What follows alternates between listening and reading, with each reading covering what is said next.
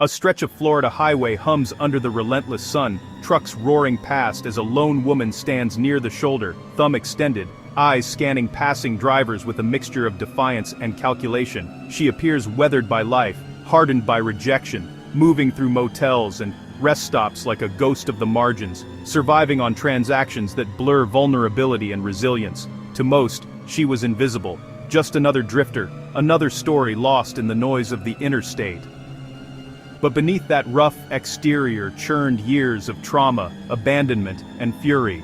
Between 1989 and 1990, several men were found shot along Florida highways, their vehicles abandoned, investigations initially scattered and uncertain. The woman at the center of it all was AILEEN WUORNOS. Born in 1956 into instability and abuse, Wuornos endured a childhood marked by neglect and violence, experiences that would later shape her volatile worldview.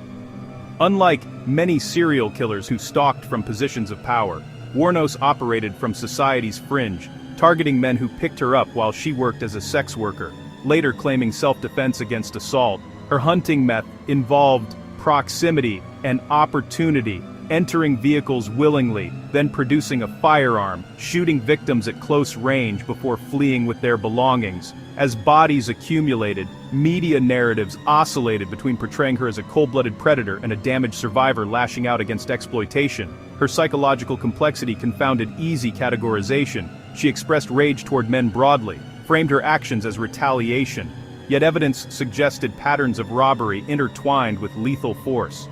During interrogation and trial, Wuornos displayed volatility and vulnerability in equal measure, at times tearful, at times explosive, condemning the system she believed had failed her.